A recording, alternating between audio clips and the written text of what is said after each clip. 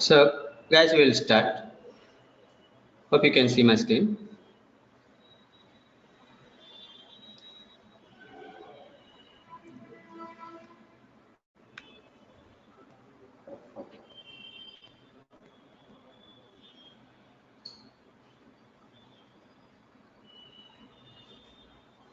Can you see? Okay.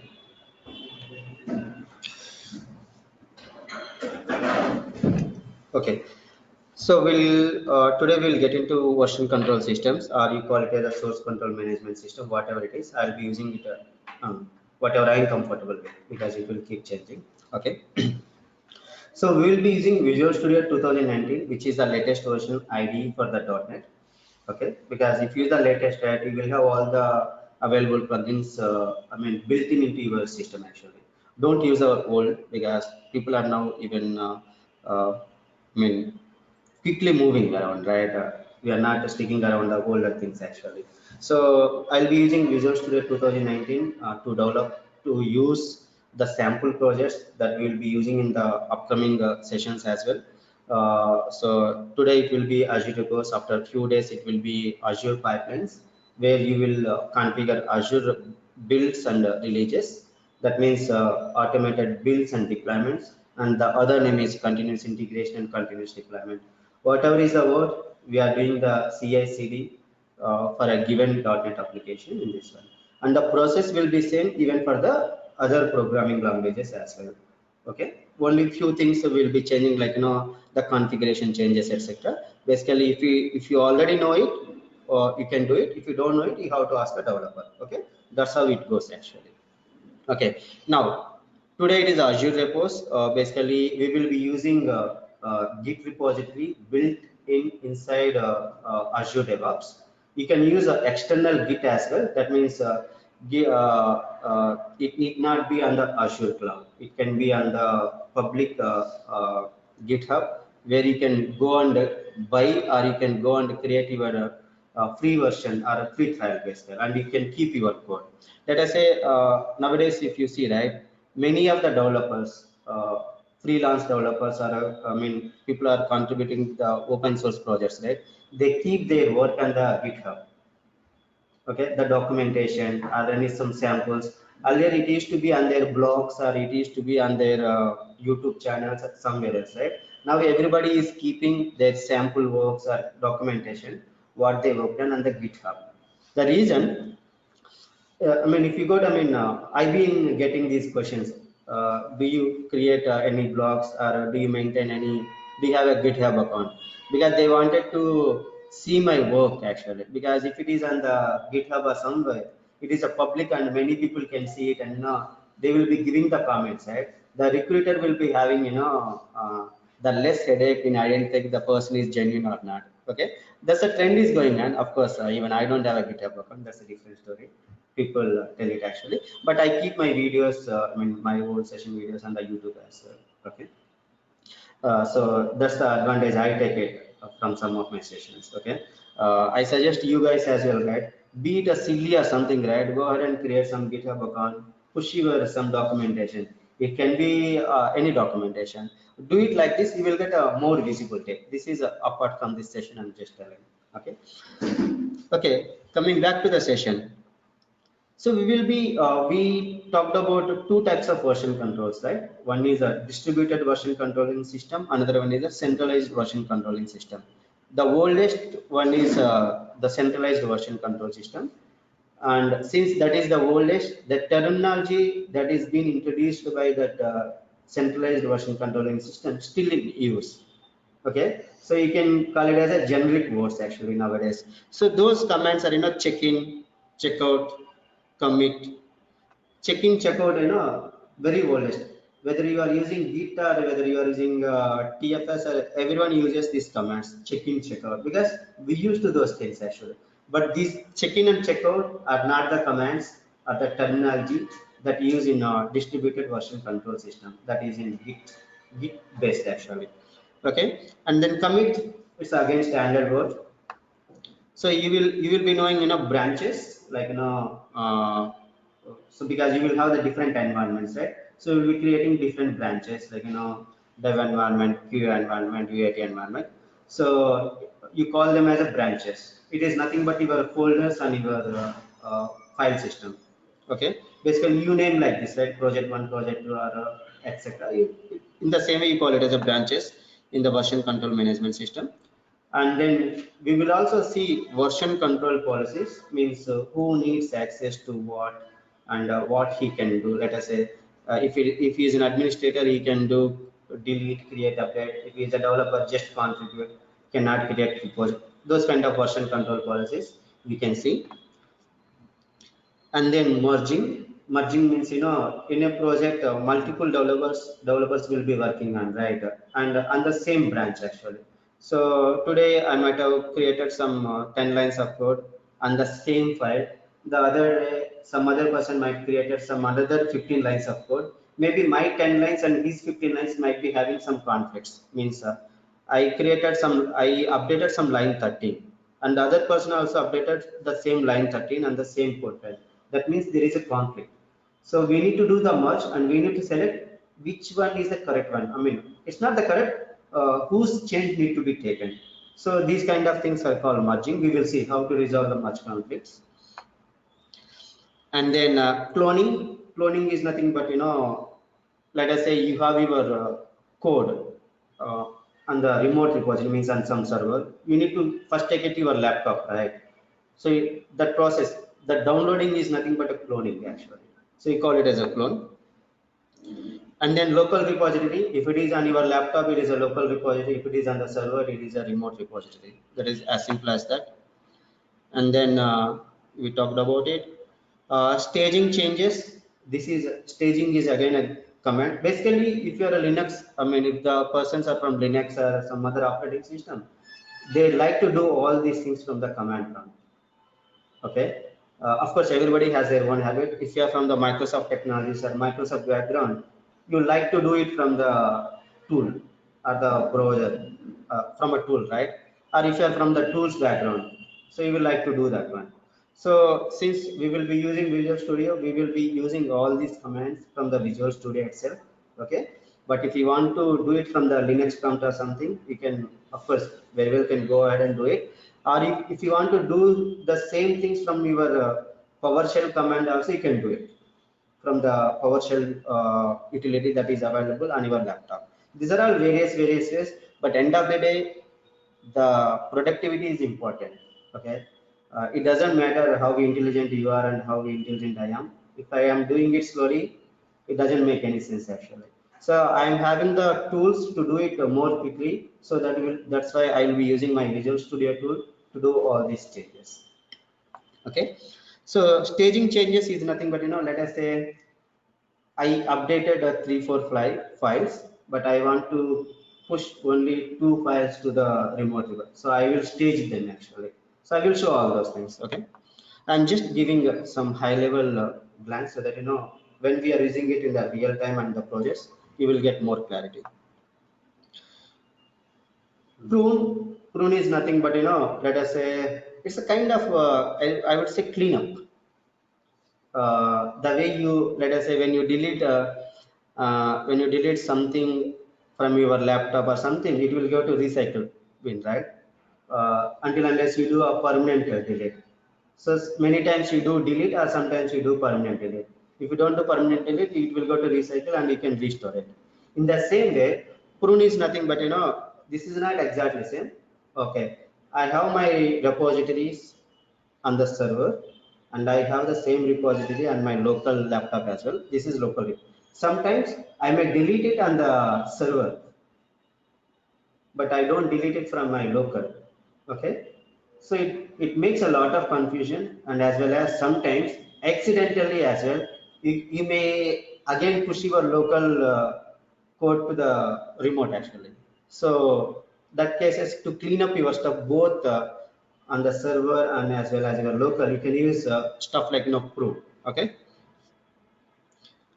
and then lock is nothing but, okay, let us say you're done with your coding, you given releases to the production, and you don't want anyone to make any changes to that repository, that code base, then you can go ahead and apply lock actually.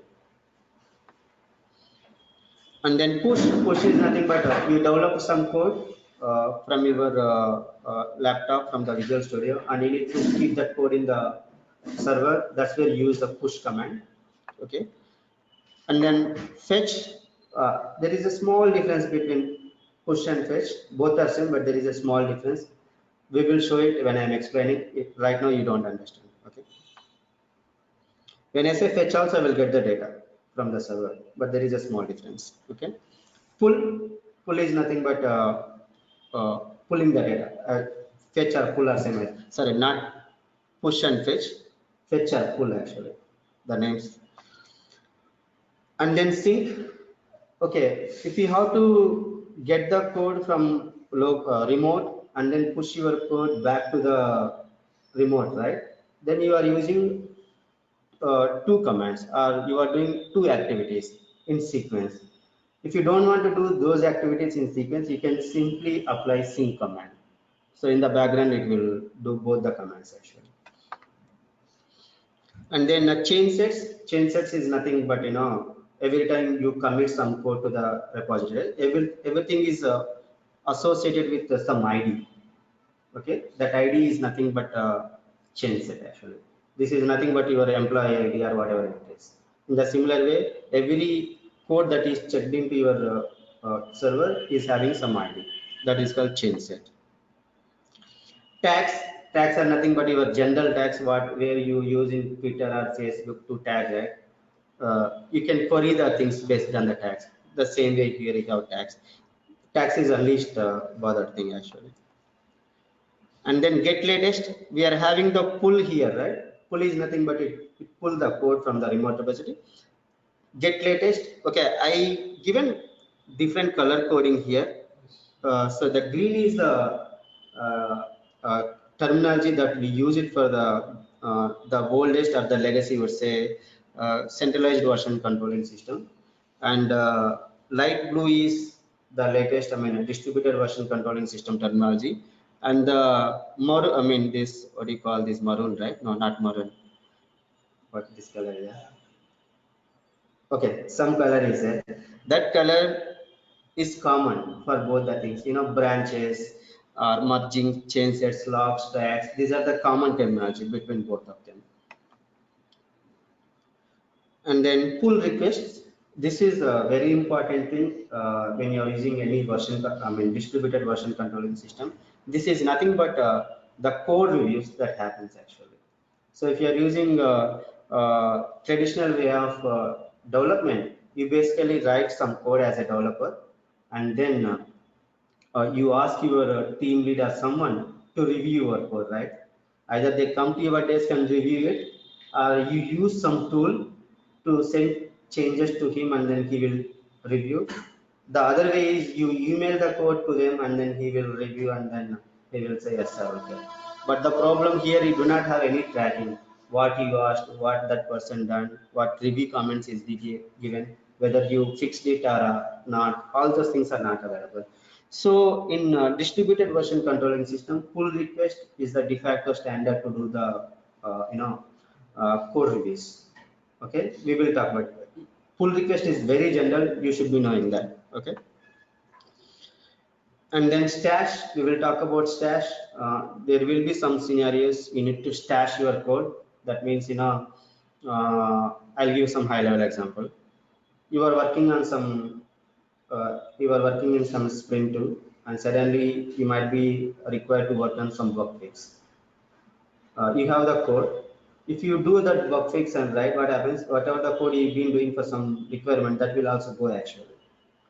Then what happens, you don't want to release it, right? That is not being tested. You just need to give the bug fix on it, not the code that you are doing it currently, which is not tested by developers. So that times you need to take that code out and then give the bug fix on it. But it's not easy, right? If you write your code, 100 files, at more than 10 files, what happens? You have to take a backups of each file and then delete that from your project and give only bug fix. This is, very cumbersome basically. So for those scenarios, you have this commands actually. So we will be addressing all those commands as part of this Azure repos.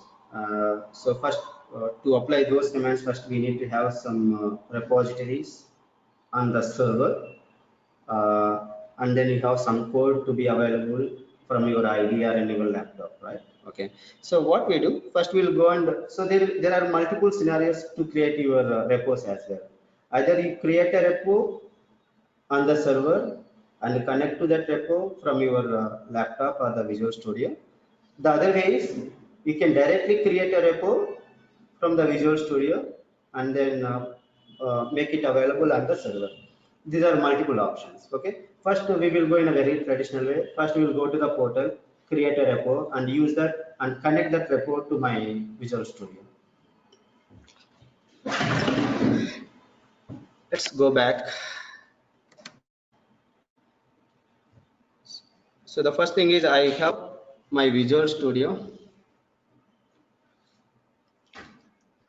So by now you already have a Azure DevOps account. Okay, so I'll be using that one. So when you are using Visual Studio, right? The moment you open this, you will get this pop-up. I just want to create a new project. Click on the new project. So we have both versions, ASP.NET Core and ASP.NET Legacy. So I will use ASP.NET Core in the later sessions when I am explaining the Docker concepts. And in the initial sessions, we'll be using the legacy ASP.NET MVC. Of course, it's not a legacy. Everybody is using that one only. But the new standard has come. People are calling it as a legacy. So I'll be using ASP.NET MVC, the traditional framework. That way you cover both actually. There is no difference the way DevOps engineer work, but the type of files that will be created when you create a new project are little different. But they are in terms of only configuration files, not in terms of .cs files. Okay, let's go ahead and create a traditional ASP.NET web application. I selected this one. Okay, and then ASP.NET Web Application Framework C#, and then I'm going to select an MVC project.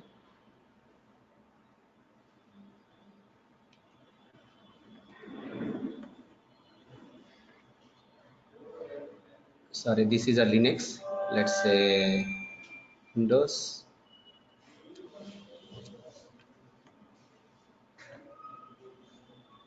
Let's search for it. There are many things here. ASP.NET Web Application.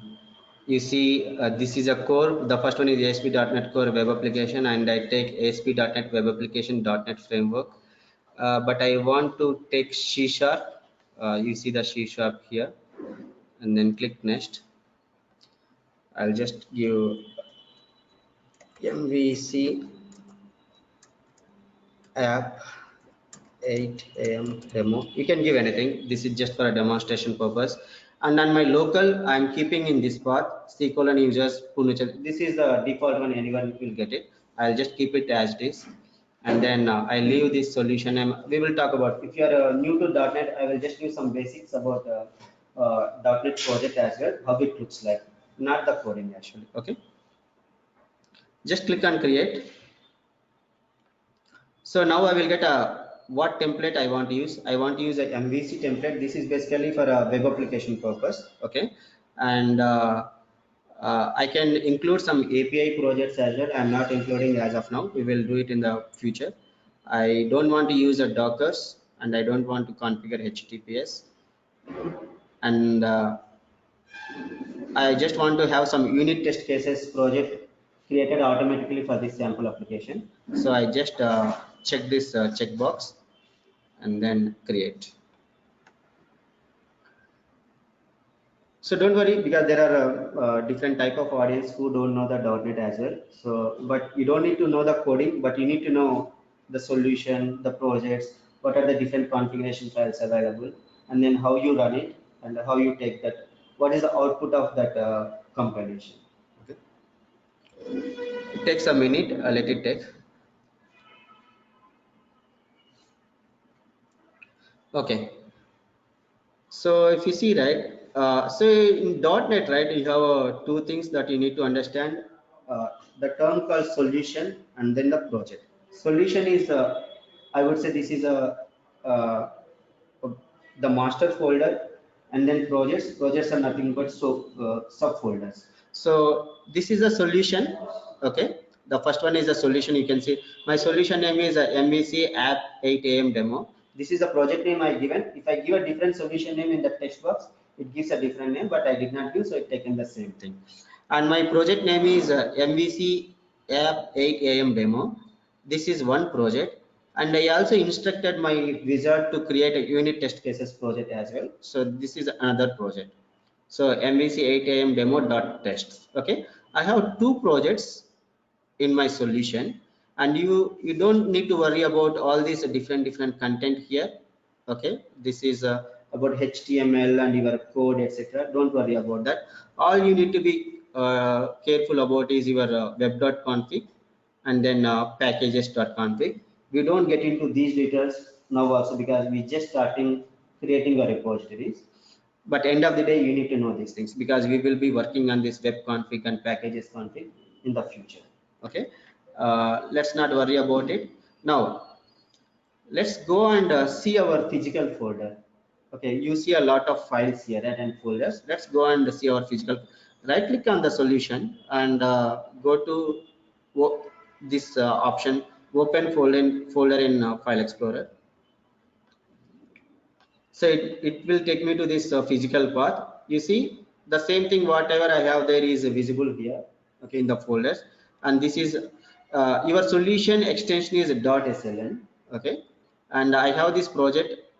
Forget about .vs, because I created this project from the Visual Studio created .vs. This is a hidden file. Okay, don't worry about that. So let's open MVC app 8am demo.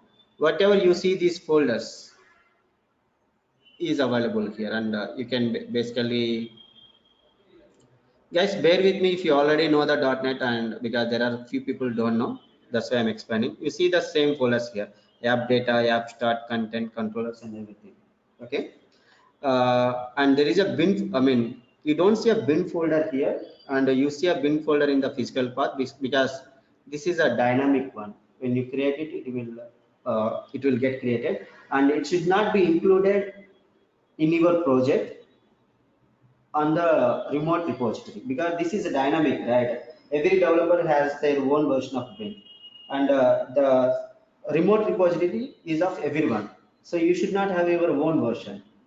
Every code that is on the remote repository, which is on the local, should be same for every developer. So if you are having, like let's say, when you compile it, it will contain some more temporary files, and it will contain this bin folders. When you are checking this code to remote, we will exclude all of them actually, all these temporary files, etc., and keep only the files that is being created by your Visual Studio or whatever you are creating on your own. I would simply say you are doing with your hands, that should be there on the server, and something is getting created dynamically by the system should be excluded. This is a, I mean, I would say a blind decision, I would say. And excluding those unwanted files on the server is a very simple process here. Earlier you need to go and know each and every file or path that you need to know, but in the latest versions of Visual Studio or the GitHub, etc., right, they give you the they create a file called .gitignore, and it includes all of them actually. You can go and check what files is being excluded in that Docker ignore file actually. Okay, I would say 5-6 years ago we used to create it manually, so which takes you need to be an expert actually, which is created by you and which is not created by you. And what we used to do, whatever we could see with our eyes in the hidden files, we used to exclude it, and sometimes we get into issues, but right now we don't get into issues. Okay, that's about some files and folders that are available in your Visual Studio. Let's go ahead and run it actually right now. If you see this MVC 8am demo and then bin, there are how many files? 13 items are there. Okay, when I compile this application, it will get increased. Okay, So for compilation, either you can run it. When you run it, basically it will run the application, but I don't want to run it. Just compilation is nothing but a build actually. So just click on build solution.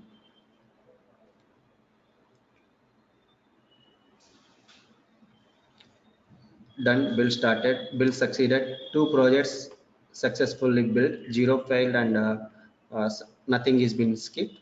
Now let's go back to our bin folder. You see it's been increased. Earlier there were 13, now it is 26, because when I compile the application, my Visual Studio created some more artifacts that are required for the application to run. Okay, basically when I deploy my application, I don't deploy all my .cs files, etc. This is the code. These are the executables that are going to your servers, to your web server or to your app server. This is the one will be available on the server. Okay, you need to be worried about it, not the code what you written by the developer. Okay, so let's close it. That's about your Visual Studio, how to create a new project, etc. And then now let's go ahead and create a repository uh, on server. Okay, so for that, so we are using Azure DevOps. So let's go to, let me sign out from here.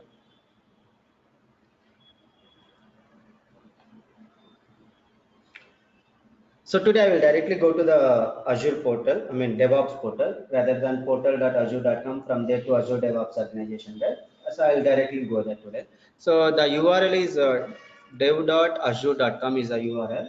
Okay, and then go here and use the same user ID password that you used. And here you have this sign in. You have multiples. You can click on any button, and then this is the account I'm using, Sureka K86. Let's log in and sign in.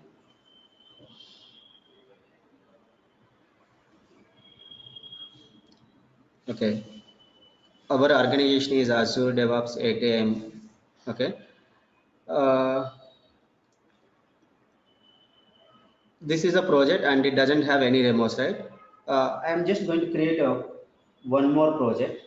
Okay, because we worked something there, and we'll create another project and then push this code by creating a repository under that project.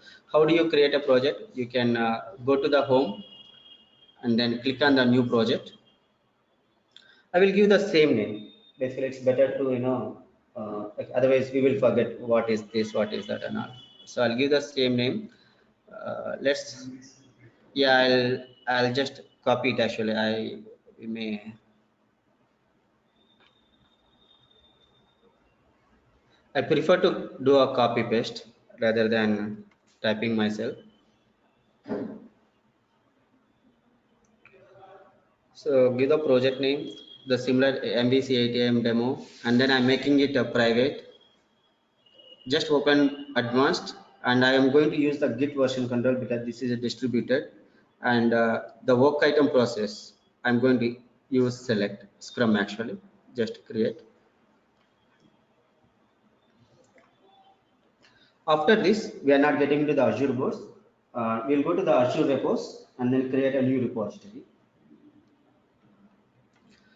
So now my project is being created and everything looks empty here. No stats available. Only one member, that is the one who created this one. Now go to repos and then just click on it actually. So when I click on repos, directly it has come here. If I'm already having something on my repository, I can clone it.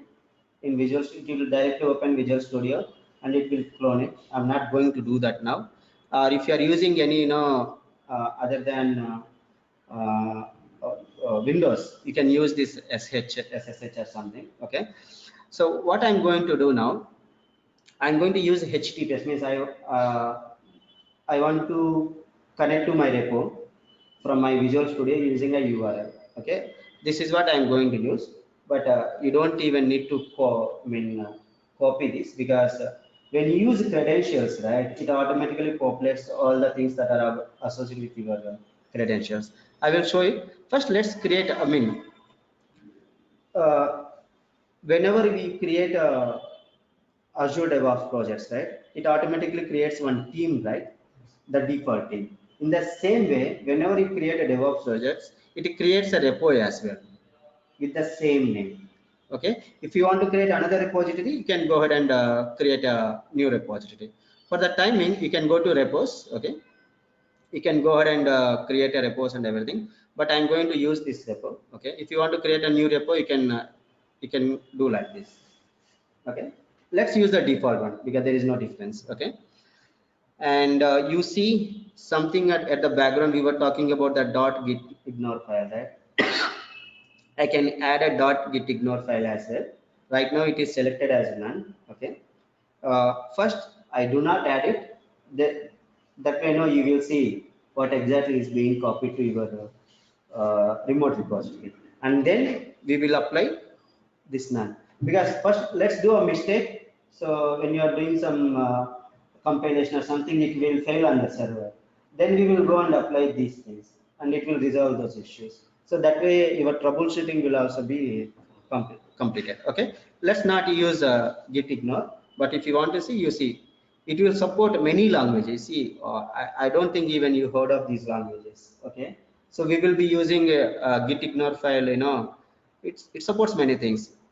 You name it. Even I don't know all of this. Not even all of. Not even 10%. I know. Let's say. I mean, you see, Visual Studio. Okay, let's not add it now. So what I'm going to do now, I open my Visual Studio. Okay,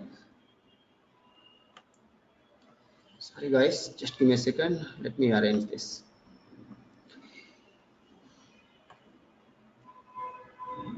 Okay, so on the top right hand side, right, you can sign into your Visual Studio as well. If you are using your Visual Studio from your office laptops, right, since you already connected to your AD, by default it gets connected to that one, or it will prompt you. Since I am using it now on my laptop, I connect to this Visual Studio with my Azure DevOps account, so that your authentication completes there itself. Let's click on sign in.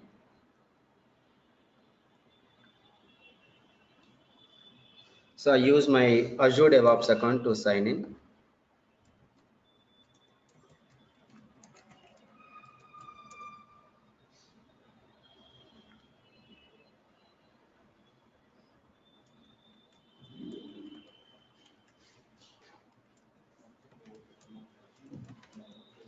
Okay, before click on sign in, I would like to show a few things. How do you identify if the project is in the version control or not? If you see this project, right, everything is just your folder system. There is no plus symbol or minus symbol next to your folder or file or any lock symbol. That means it is not in your version control system. Okay, if it is in the version control system, then you will see at least one symbol plus or minus or a lock. Okay, that's how you can identify it. There is nothing here beside my folders or beside my files. Let's go ahead and sign in.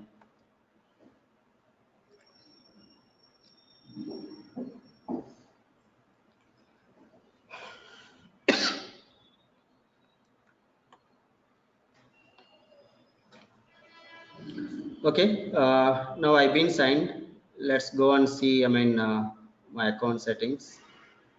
So this is my account, that's it. Okay, let's leave it as it is. Now, if you want to add this, now you know that there is no plus, minus or lock symbol. You want to add it to the source control. There are multiple ways to add this account to your Azure DevOps remote repository. So since you already authenticated, and now you will have many options.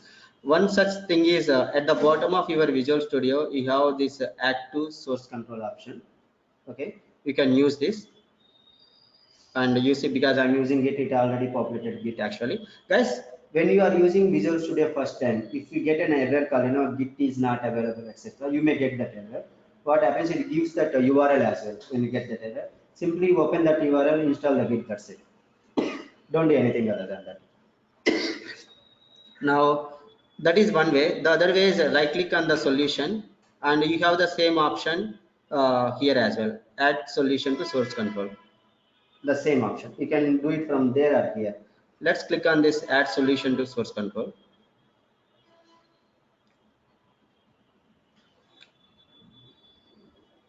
Okay, now you see you see a lock symbol here.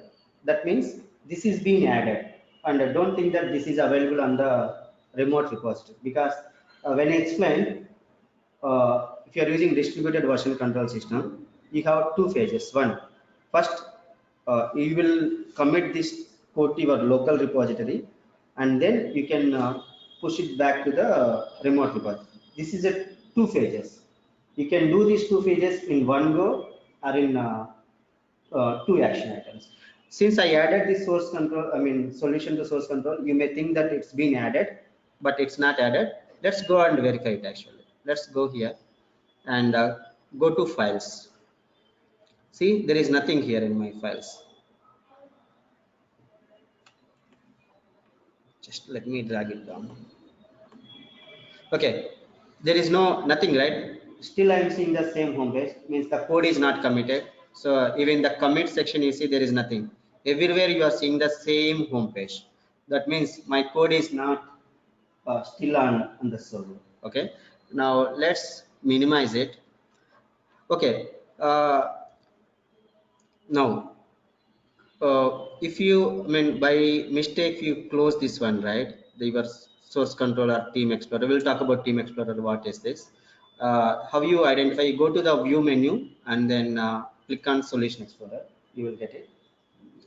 And then now I have my solution explorer. Now I committed this code to my local repo, which is not visible to you basically. Now I commit this code to the remote repository on the server.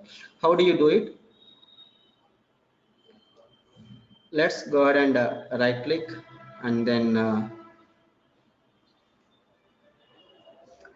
okay, you do not see any option here, right, to commit your code. There is no option here. The reason, you logged into this you authenticated your Visual Studio to connect to your remote, I mean your Azure, I mean Azure DevOps or whatever it is. But it's still okay. There is a URL here. We've seen it, right? For this repo, this is the URL. The code has to be available at this URL. But I haven't connected my repository, right? How do I connect? So for that, right, you can go to view and then select Team Explorer. This is where you do all your operations. Right now, you see some changes, branches, etc. Since this is the first time you are doing, there won't be anything under changes.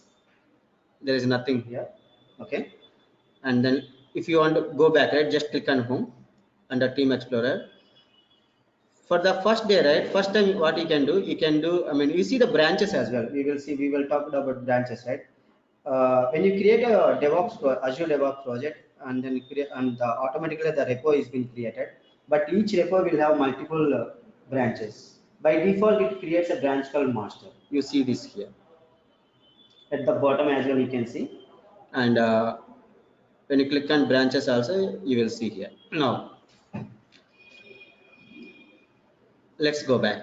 Now I want to connect my local repository with the server so that I can push my code actually. So here you have this plug symbol, manage connections. Click this. And then you already see an option, right? Hosted service providers, Azure DevOps actually. Okay. We are going to use Azure DevOps only. Just connect. Now you see the reason why I selected, why first I logged into my Visual Studio with my account, because it will populate here automatically. Otherwise, you can simply connect from here as well. Now, let's select this. And as soon as it is connected, right, it already populated my URL. dev.azure.com is a standard URL. Anyone will use the same URL. Just expand it. And the first one is my local laptop actually, just ignore it. And my dev.azure.com, with my account, I have two organizations. One is Azure DevOps and the other one is Sureka K86. We created Azure DevOps organization. Let's expand it. And in that we have three projects basically. And today we created a project called MVC 8 AM demo. Okay, this is a project we created. Okay, either you can select this or you can select it, doesn't matter, it will automatically get selected. Okay, and this is the path on the remote, right? And my local path series where it is going to be saved. Initially when I created a project, right, it was the same path, right? Repos, right? Okay, now it is going to create it is going to create that on the remote repository and download it back to the your local actually. For the time being, I am not going to do anything here, just leave it like this. Okay, you see this option clone. Actually, when I say clone, on the server you don't have anything actually. Okay, but there will be some configuration stuff, right? Some credentials or some metadata that is available on the server that gets downloaded to your local repo. So on the local, okay, I don't want to confuse you. Let's clone it to MVC app 8 AM demo 2 only. Actually, our project name is not 2 actually. It is only MVC 8 AM demo only. But let's not confuse, let it be, and I will show you how to change it later actually. Okay, let's clone it. When I did a clone, it's going to the server and getting all the configuration of my Azure DevOps project to my laptop. Let's sign in. So it's cloning a repository, the blank repository that I created, not created, that's been created default on the remote repository. Okay. Now you see there is the repository is being created, and you see a different thing here. This is not the one what you see in the Solution Explorer, right? And this is showing some path actually. So you need to change this view. Basically, this is a different view. This is a folder view, right? Let's, how you can do, you have options here, switch views. Okay, let's, you need to change this view basically first.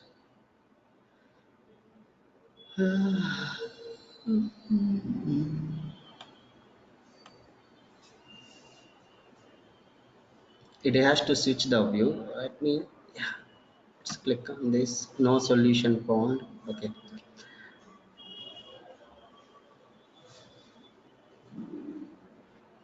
okay, the repository is cloned, right? But I haven't added, I mean, this is a new. Now it's downloaded with a new name, right? 8 AM demo 2. But actually our project is resetted at 8 AM demo. Okay, that's why it is saying the repository was cloned successfully. Create a new project or solution in this repository. Let's go to our one. This is my physical path, right? Go to repos, till repos. Now you see 8 AM demo. This is what created by us. Okay, and the other one is 8 AM demo 2, doesn't contain anything other than your metadata. Okay, the easiest way to add your solution to this is,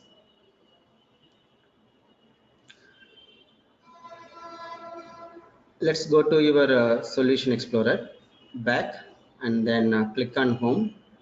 If it doesn't open that solution, what I do is let's close this. We will get into some of those advanced concepts later. What I do, I'll select my 8 AM MVC demo solution from the pop-up. Now what I'm going to do, go to your Team Explorer. Okay, now click on sync. Okay, and then you will have a published Git repo. So I was telling about multiple options, right? We cloned it earlier. Now we are connecting our existing solution to the remote repository. Now this is Azure DevOps, the same thing we selected earlier as well. Now click on publish Git repo. We will talk about this later, the bottom one actually, publish Git repo. And now my account is being selected.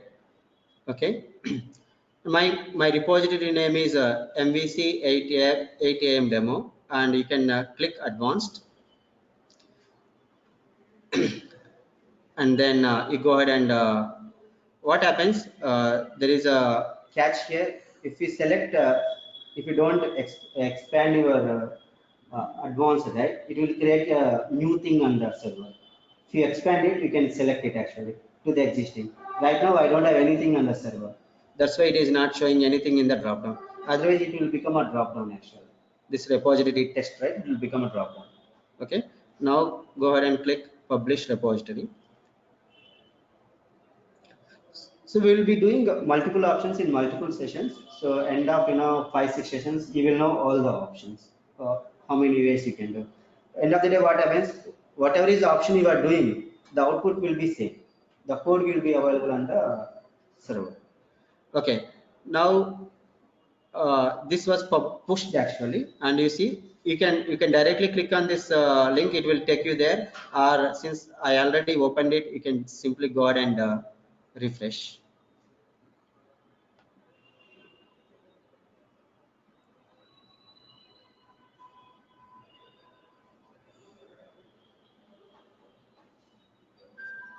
Did I send it to the same thing, right?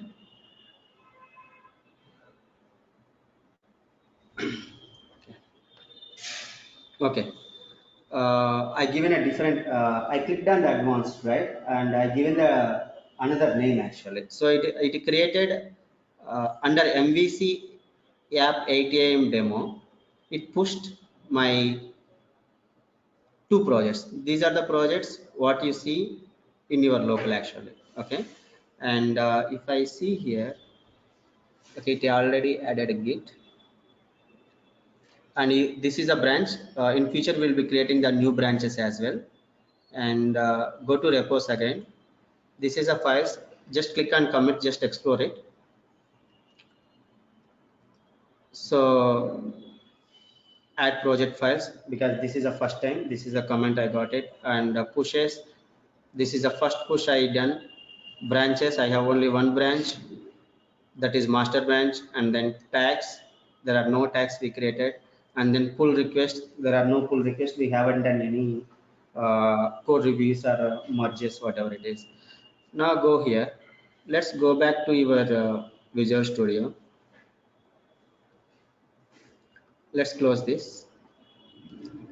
And everything is on. Let's rebuild it actually. Today we will do one simple command. Okay, command means we don't do it from the command prompt. Okay, so build succeeded. Oh, it's running actually. I'm having a Docker running from my laptop, so it is taking time. Actually, I need to uninstall and then. Actually, otherwise it is 8 GB RAM. It should be very fast.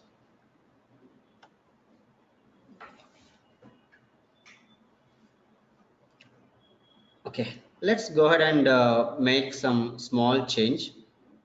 Go to any code file. Of course, you will not be doing. So there is a page here. I'll just add my name. Okay. We can save it and then just click a right click on this file and then say commit.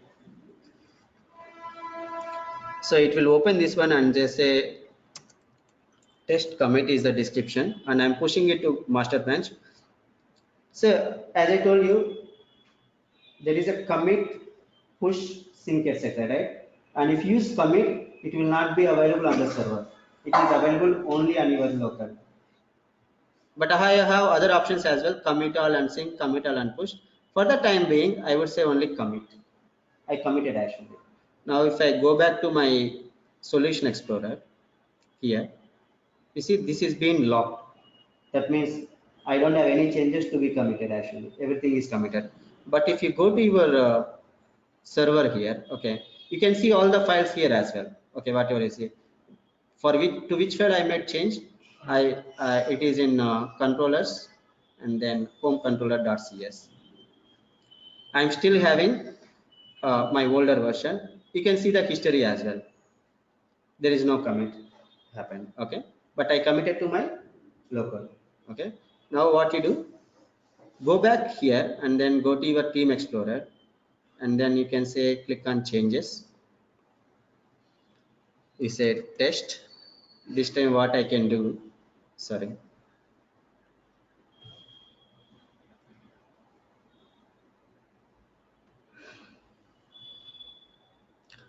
There are multiple ways again you can do it. Okay. The easiest way is let's go back here, your Solution Explorer, and then simply apply. I'll just apply some space. Okay. And then right click and then commit. Rather than commit all, I would say commit all and push.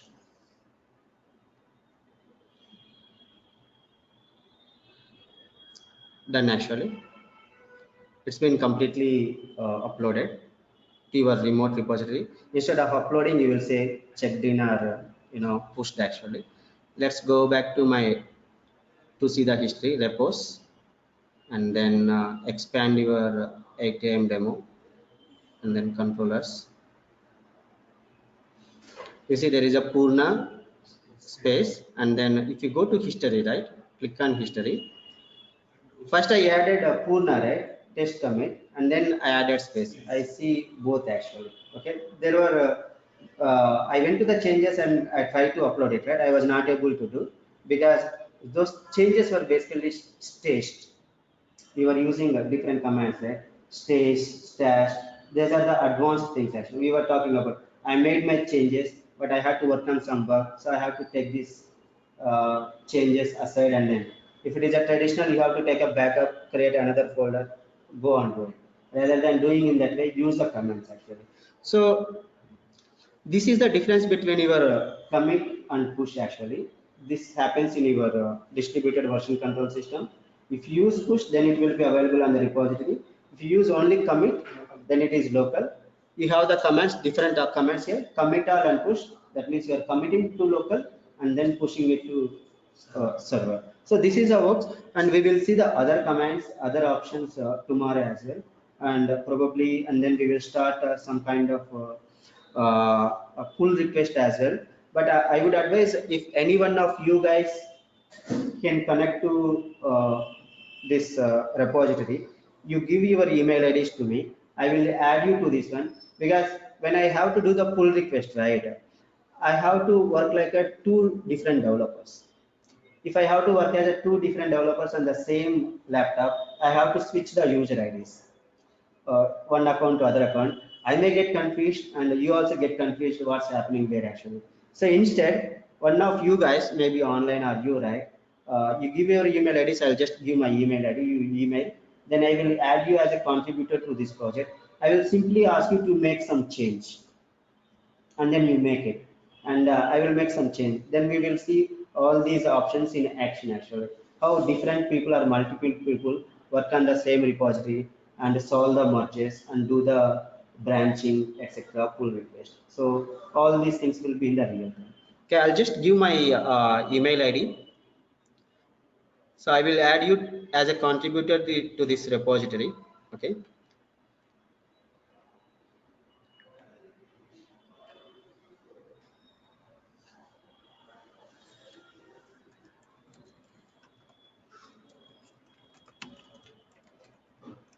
Yes, please send an email to this one with your. I don't think Gmail will work. Please give a Hotmail or can, can you send that to me? So please use your Hotmail or Windows Live or your company account if you have it actually. Gmail will not work, I guess. Okay. Please drop an email. I will make you as a contributor to this project. Thank you, guys. That's it for today. Please let me know if you have any questions.